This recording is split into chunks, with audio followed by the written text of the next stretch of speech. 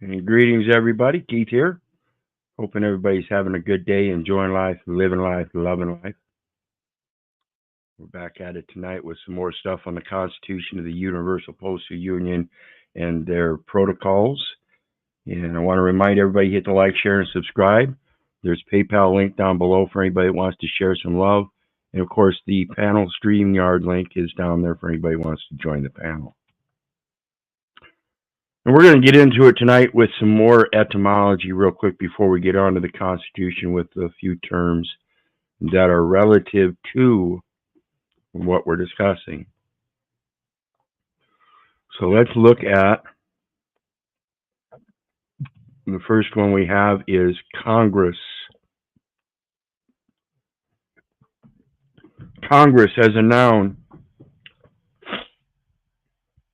body of attendants, also meeting of armed forces. Mid-15th century sense of coming together of people, a meeting of individuals.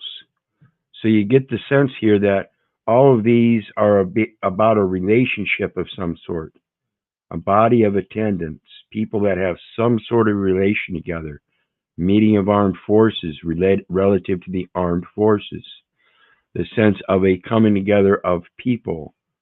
So there's some kind of relationship going on, right? A friendly meeting, a hostile encounter, to meet with, to fight with and together, or con, and gradi, to walk, step.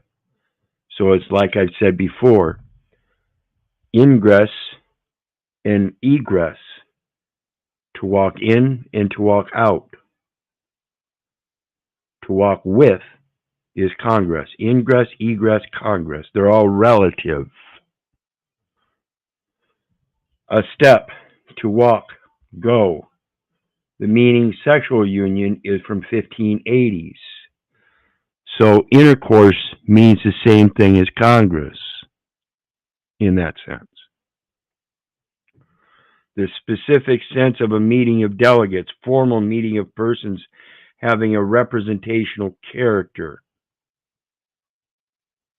relative to what they're representing, is recorded by 1670s. It has been used in reference to the national legislative body of American states since 1775.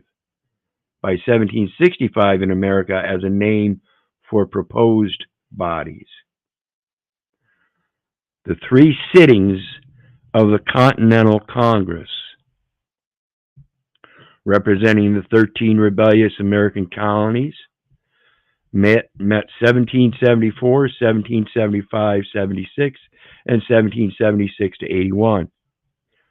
Congress of the Confederation met from 1781 to 89, and Congress of the United States met from March 4th, 1789. The Congress of Vienna met November 1st, 1814 to June 8th, 1815, and redrew the map of Europe with an eye to creating a balance of powers after the disruptions of Napoleon.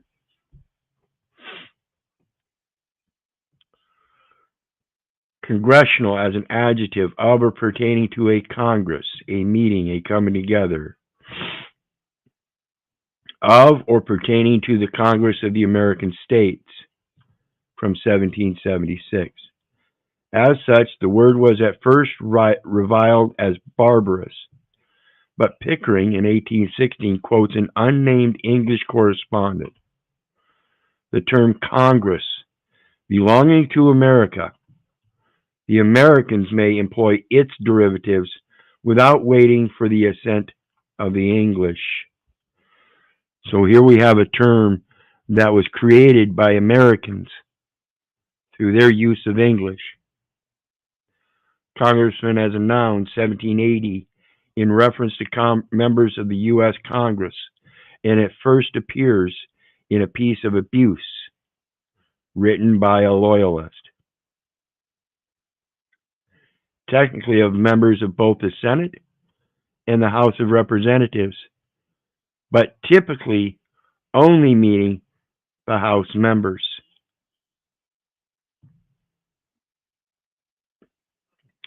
Meeting, bunk, Frank, Frank.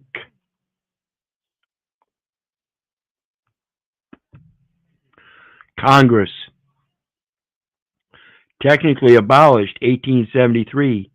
Related, franked, and franking. Let's look at that. Frank as an adjective is free, liberal, generous.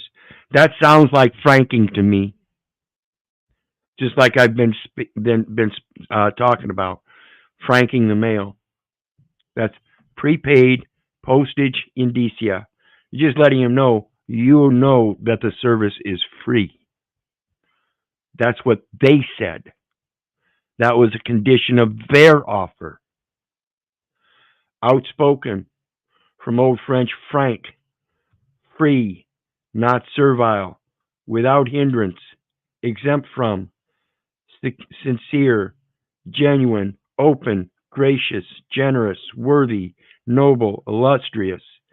From medieval Latin, francus, free, at liberty, exempt from service. As a noun, a free man, a frank. See frank.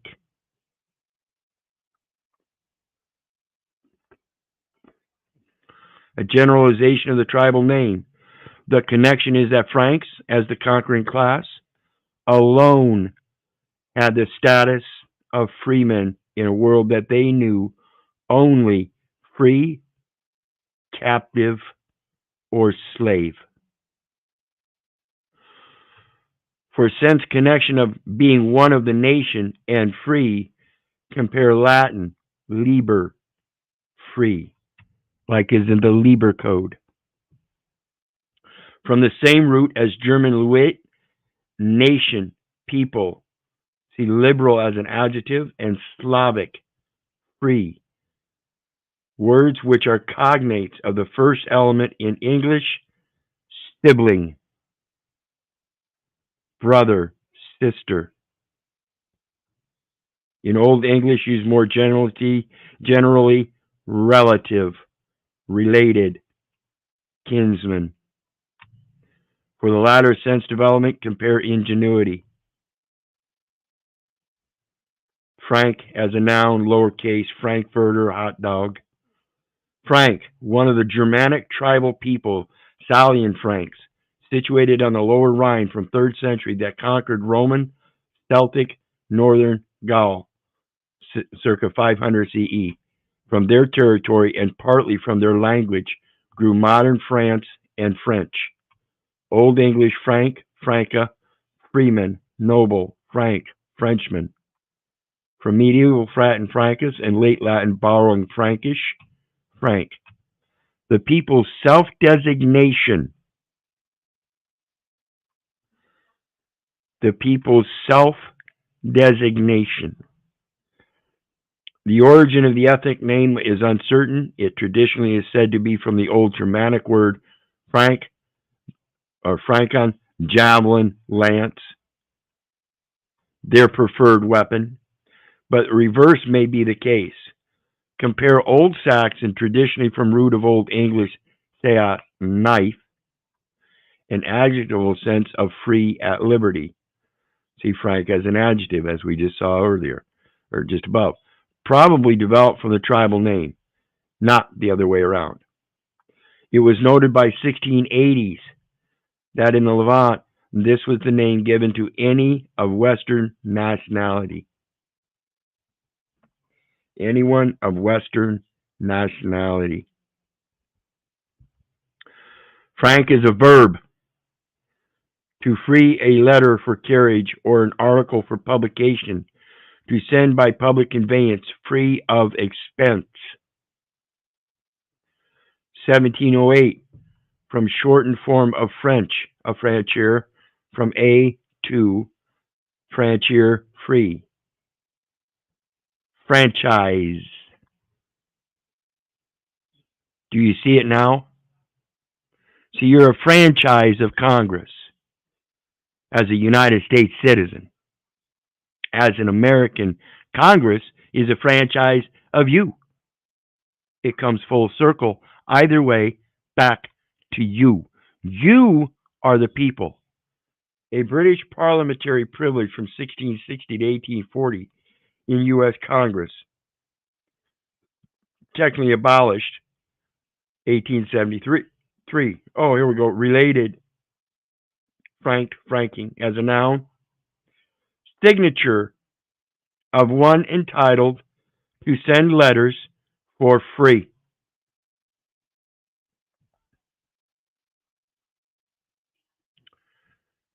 Franchise as a verb, late 14th century, to make free.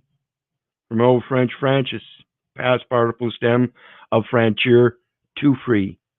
From franc, free. Franchising is from 1570s. The commercial licensing sense is from 1966.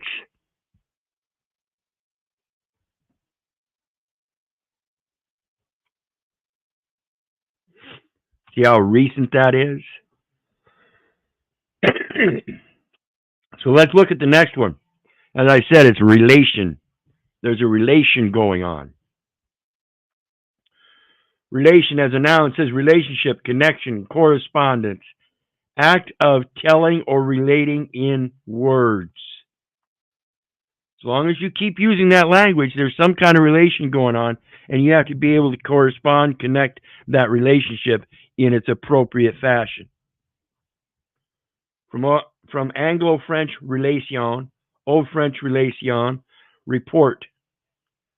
Report. One more time, report. Connection, 14th century, and directly from Latin relationum, nominative relatio, a bringing back. Restoring, a report, a proposition. From relatus, see relate. The meaning person related by blood or marriage is attested from circa 1500. The phrase no relation, not in the same family, is used in differentiating persons with the same surname. Relate as a verb. To recount.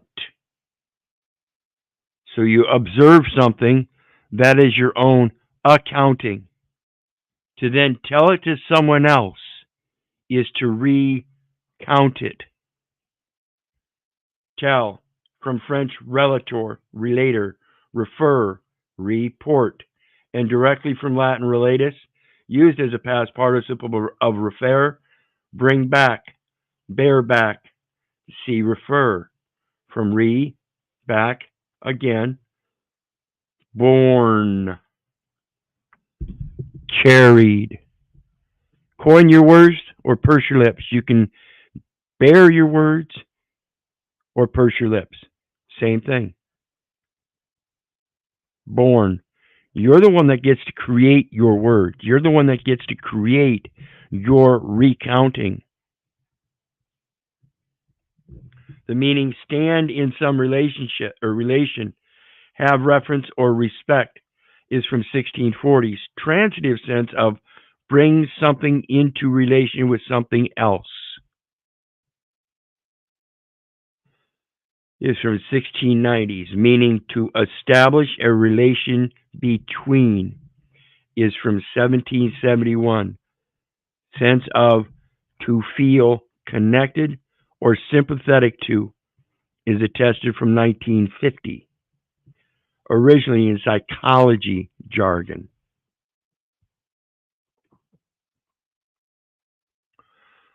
One of my favorites, correlation. You have to learn how to relate one thing with another. That's called correlation. Oops.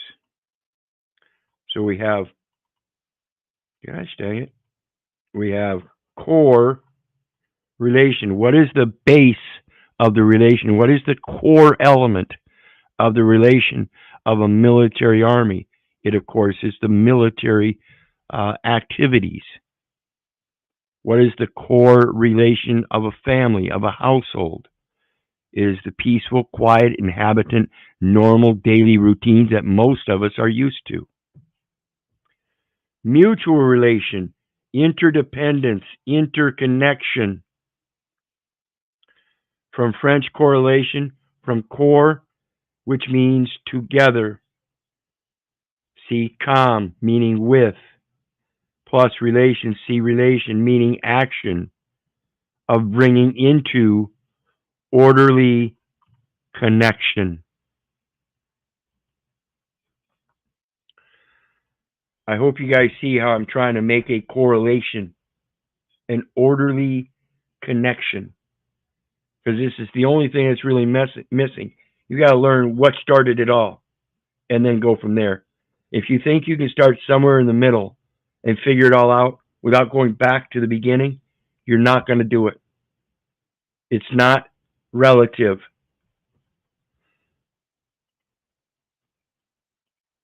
The next one is convict. Now, why are we talking about convict? Because we have con, which again means with, con, com, core. They all mean with. Okay? And when we look at V-I-C-T, vict, now you can see that in victim and victory. So let's take a look at it. To convince by arguments. So would you have to relate the words? Okay. Convince of wrongdoing or sin. A sense now obsolete. That's not so if they're still using it in the courts and saying you've been convicted of such and such a crime. They still use it in that sense. It is not obsolete. From Latin convictus, past participle of convincere, to overcome in argument, to overcome decisively, to convict of crime or error. So again, we see it's not obsolete. Wrongdoing is what they call crime, or sin is what they call crime. From assimilated form of com, here perhaps an intensive prefix, plus vincere, to conquer. So we have with and cur, query. So we have conquer in a conquest with question.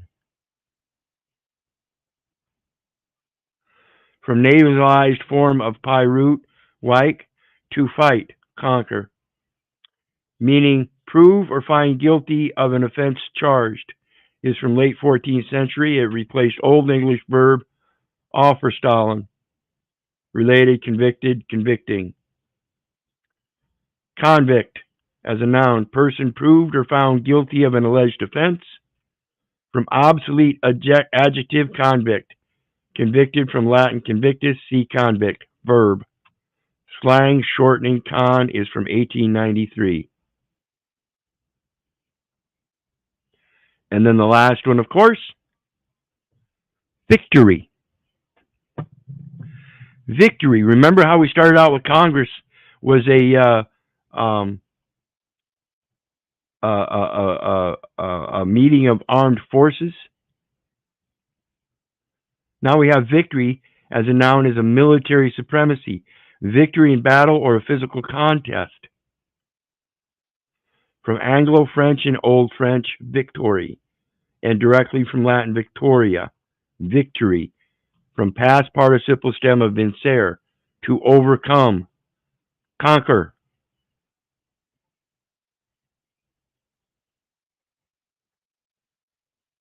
Victory and convict both mean with conquering.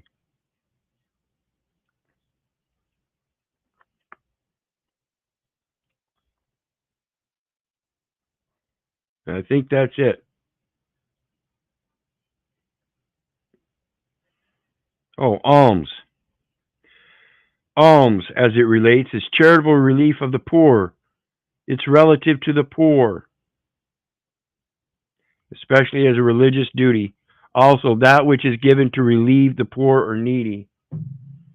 Almsgiving, act of relieving the needy. I think the people need a little more education on the language and how it's used. I urge you to study the concise English language and get into some etymology and find out what's really going on with these words. And with that, I want to remind everybody, please hit the like, share, and subscribe. The link is down there for anybody who wants to come up and join the chat. Let me post it again just to make sure.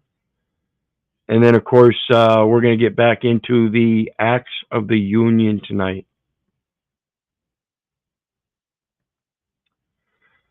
And let's see here.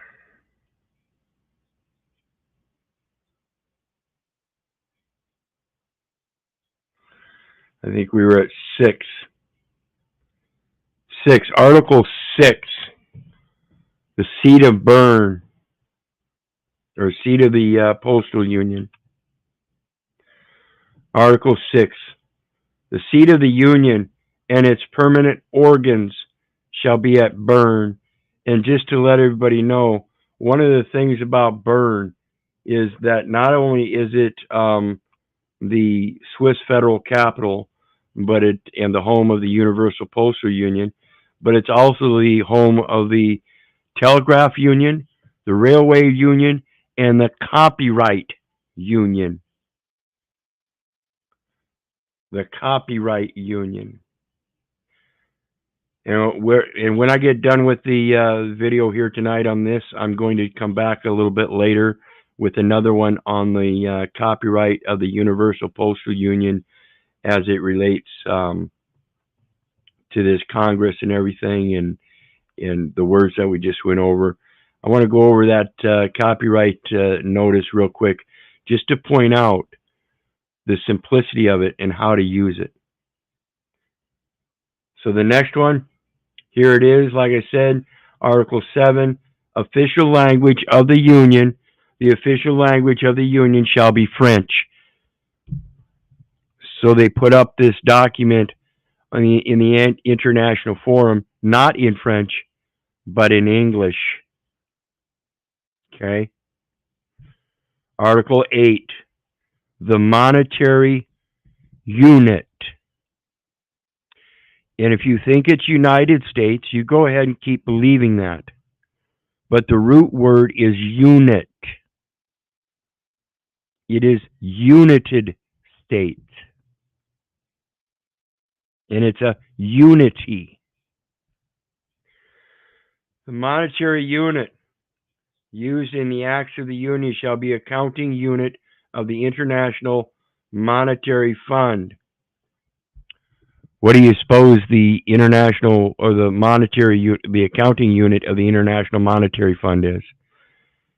Do you suppose they have their own money, or do they accept the gifts and gratuities and everything that are deposited and convert those deposits into an obligation to extend credit? Oops.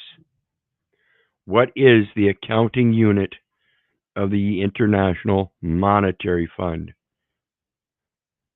Article 9, restricted unions, special agreements.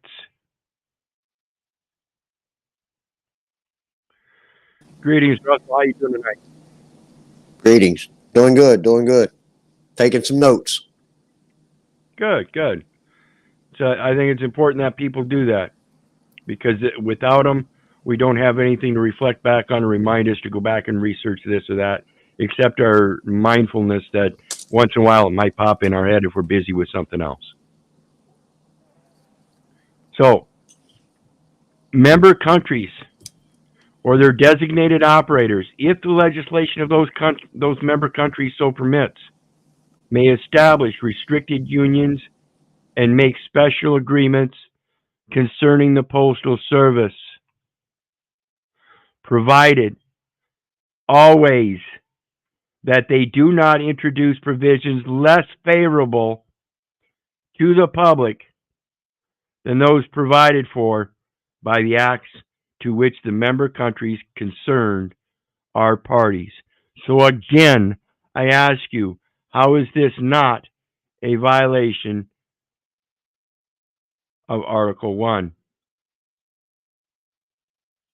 under the organic provisions that say freedom of transit shall be guaranteed throughout the entire territory of the Union, knowing that there is one postal union, subject to the conditions specified in the acts of the Union that would restrict you from placing any unfavorable charges on the public. I don't know who is not interpreting this simple writing, but I think it's pretty easy. And any additional protocols there too. So the things that they're adding on to and charging the public is against their very own constitution at the international level. Is that the way you would read that, Russ? Absolutely. I mean, there's rules, and those rules have to be followed to a T. Yep. Straight is the gate and narrow is the way. Yep. And it doesn't allow for any other things. It does not say that on here. So when they draw up their documents and then start placing charges on them, those are false charges, folks. I've been screaming this for years. They are false charges in every sense. Restricted unions may send observers to Congress, to the Council of Administration, to the Postal Operations Council, and to other conferences and meetings organized by the union. The union may send observers to Congress, conferences, and meetings of restricted unions. Article 10, relation with the United Nations. The relations between the Union and the United Nations shall be governed by the agreements whose text are annexed to this Constitution.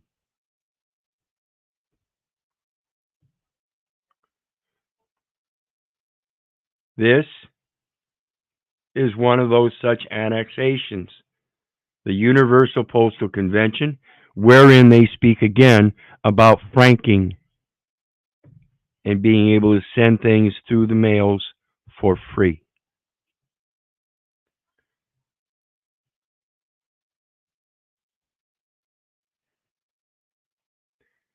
Article 9, violations. Postal items. Member countries shall undertake to adopt the necessary measures to prevent, prosecute, and punish any person found guilty of the following: the insertion in postal items of narcotics, psychotropic substances, as well as dangerous goods, where their insertion has not been expressly authorized by the convention or regulations; the insertion in postal items of objects of pedophilic nature or pornographic nature using children; means of postal prepayment and postal payment itself. Means of postal prepayment and postal payment itself. It's right there. Article 9, violations.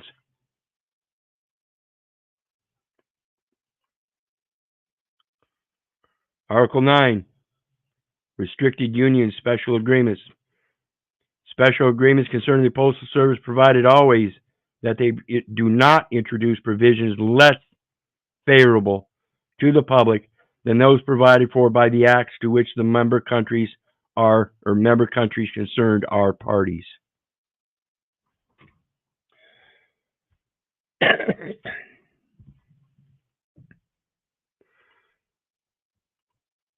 Member countries shall undertake to adopt necessary measures to prevent, prosecute, and punish any violations concerning the means of postal prepayment set out in this convention, such as postage stamps in circulation or withdrawn from circulation, prepayment impressions,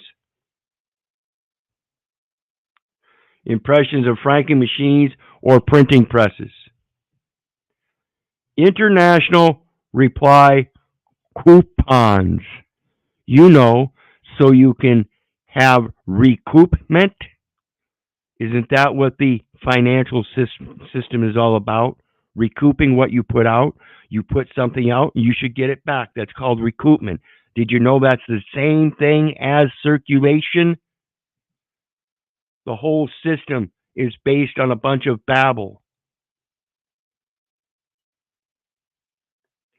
In this convention, violations concerning means of postal prepayment refer to any of the acts outlined below committed by any person with the intention of obtaining illegitimate gain for oneself or for a third party.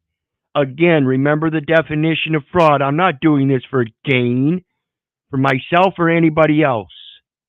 I'm not making my own stamps and selling them to others for my own gain, and certainly not for a third party.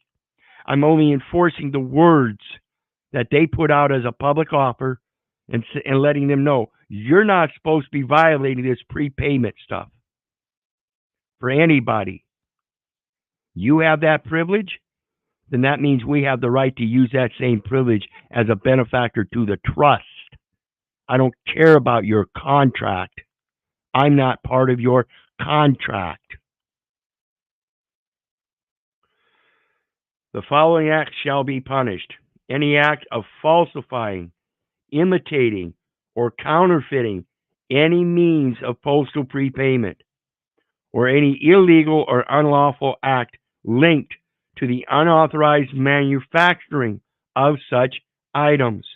The only thing I am doing, or anybody that does the same thing, is giving them legal notice. That's all it is. It's legal notice. We know that it's a franking right and it's free and that you get to use it and that we get to use it. How do I know we get to use it? Because there's a certain routing number for credit. Just because you don't know it doesn't mean it's not true. And just because I'm not going to tell you mine doesn't mean it's not true. I've told you how to do it. I've told you where it comes from. Do your research. Manufacture, use, release for circulation, commercialization, distribution, dissemination, transportation, exhibition, or display, also in the form of catalogs and for advertising purposes, any means of postal prepayment which has been falsified, imitated, or counterfeited. I'm not imitating anybody else's. I'm not counterfeiting anybody else's. And I'm not falsifying that which I have myself. It is true. Any act of using or circulating for postal purposes.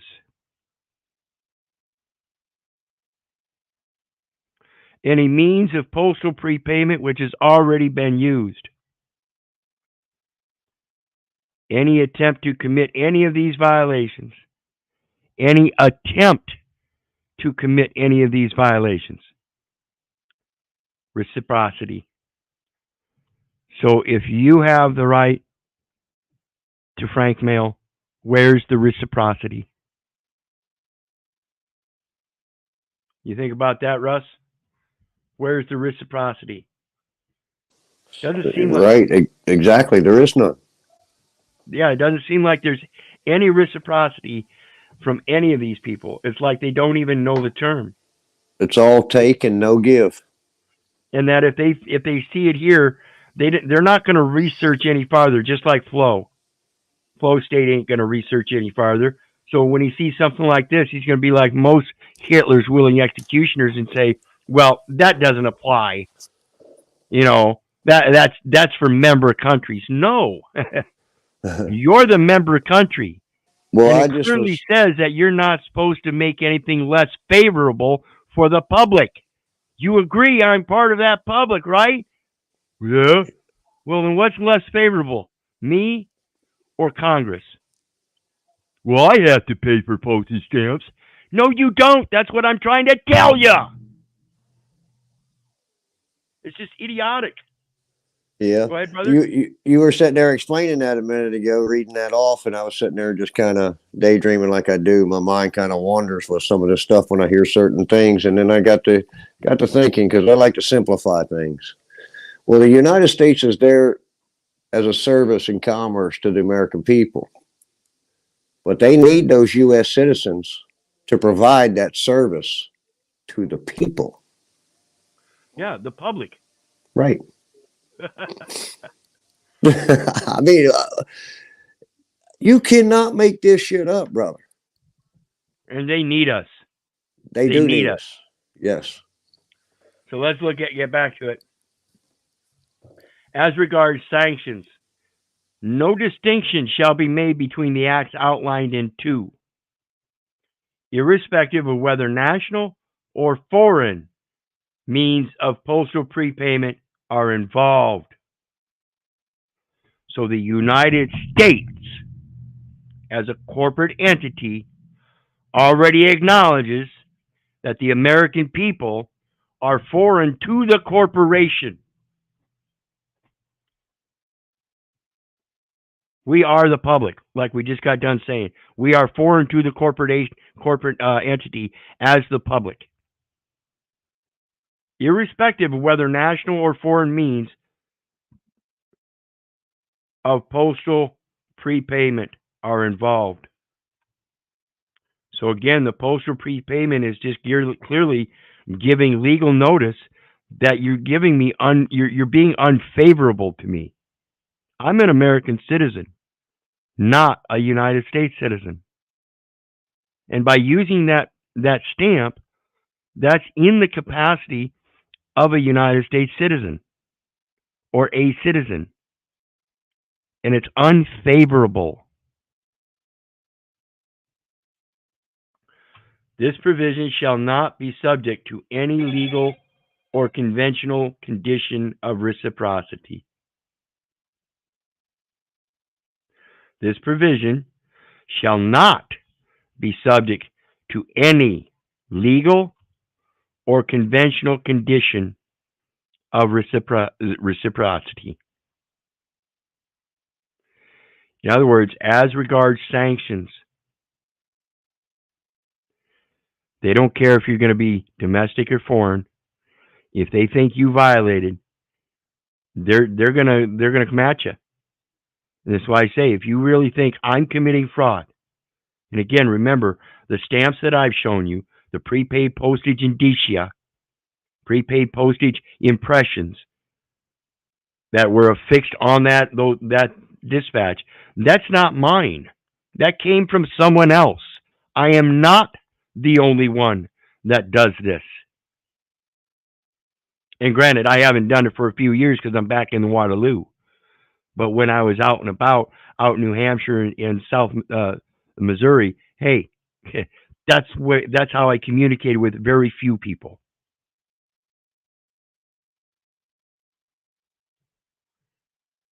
Article 10, processing of personal data.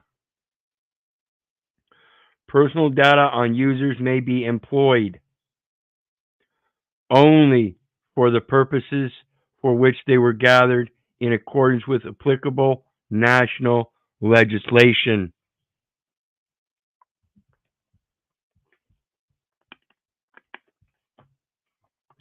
This is why it's important to understand that national address format and start using something outside those bounds so these people can learn that there is something beyond themselves.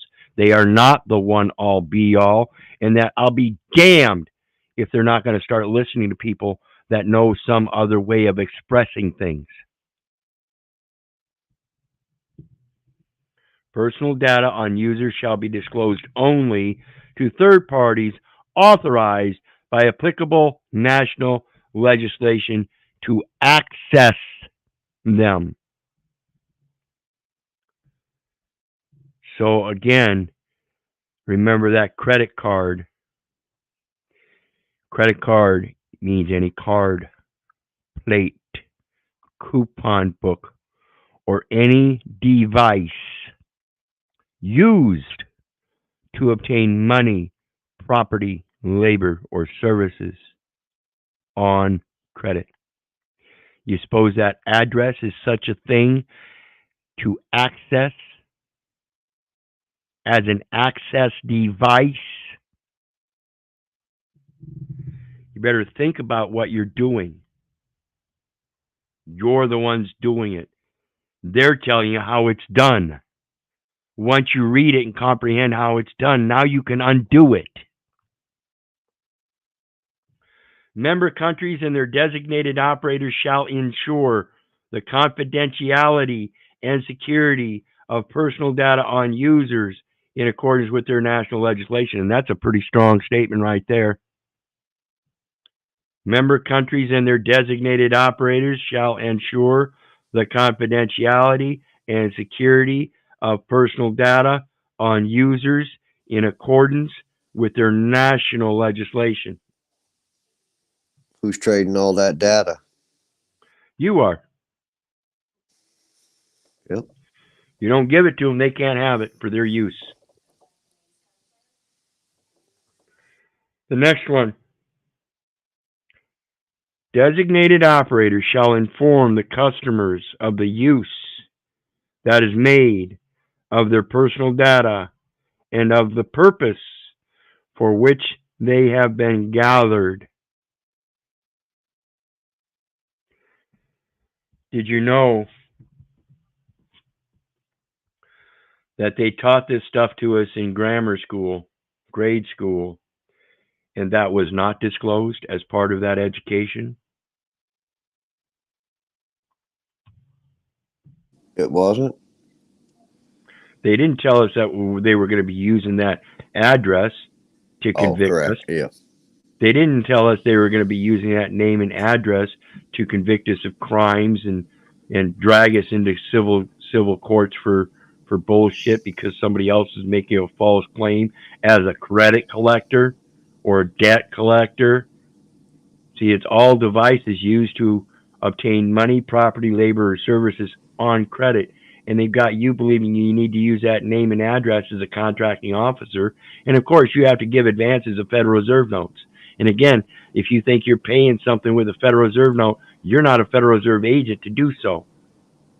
So you just gave them money, and that's abandonment. And that would explain why there's mock trials in the education system. Yep. Absolutely. Absolutely. Okay, and with that, being Sunday night, like I said, I'm going to come back with well, let's finish up with the last couple here. Let's finish up with the last couple on this one. There's just a couple left. The last one I said, I guess. Without prejudice to the foregoing, designated operators may transfer electronically personal data to the designated operators of destination or transit countries that need these data in order to fulfill their service. So again, it's for the service of the Postal Service and the countries that have this this international compact contract. It's for them. That's what these rules and regulations are for, and they're supposed to follow them. And of course, if I'm in agreement with them, I should follow them too, right? How am I going to follow them if I don't know them, people? I urge you to wake up and think about this. This is how they take advantage of you, by knowing things that you don't and saying, oh, well, we're just doing our job. They don't even know their job, for crying out loud.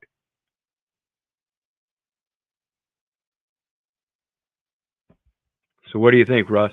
It's sad for sure.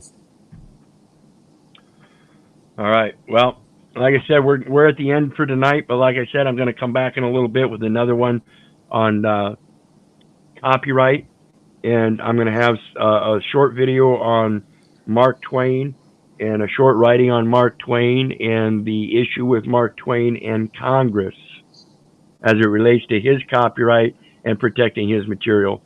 So I'll be back in a little bit with that one. And in the meantime, you got anything else? No, what time you think?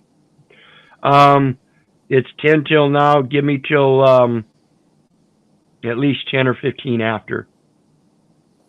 Oh, that should be pretty quickly then. All right, I'll try to Yeah, hang out it's and catch you.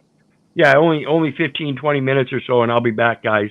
Um, but I want to come back with this information on copyright to help you guys understand that you're really afraid of the words, and they're not really anything to be afraid of. It's more of being able to comprehend what's before you and being able to restate your opinion, because that's all this stuff is. We're not supposed to be sitting here trying to tell somebody this is true or this is true. We're supposed to be Right. stating our opinions in conversations, communications, connecting and relating with each other, and not, making big issues and getting violent about things. Well, And that's isn't the that problem. isn't that flow that's supposed to flow through me and you in that current? Correct. See, Correct. And when we know the language better, we can help that currency flow better. And right? again, it's kind of hard coming into this with a belligerent mind state. And I'm telling you what, guys, I'm not the perfect guy, and I've said many times, you do not want to be my friend, because I'm going to hold you to the fire when it comes to things about being truthful and stuff. And that's my biggest problem in life. And that's caused me a lot of different anger and grief and resentments. And that's the way it's been through my entire life. So it's going to be hard to get over it. And I'm gradually getting better at it. Like I said, I just went through this lease with the landlord or the uh, property manager, and we're getting some, resolve at the beginning by learning how to put equity into the contract. Rental agreement means credit agreement. Right. Um, Tenant, occupant, resident means American citizen. We're just helping them understand a greater truth to what they see. You and your means creditor of the United States, not Right. debtor. So we're helping them understand our position as opposed to the way the words are usually used and interpreted. So with Good that, stuff. Much I love love, you. everybody. You Need a bet. You bet. change. Yeah, All we'll right. see Take you in a care. little bit, Russ. All right. Bye bye. And with that, folks, I love you. I don't give a rat's ass whether you love me back. And that's say I don't care if you hate me. So make sure that God blesses you. Have a good night. And I'll be back, like I said, here in a few minutes.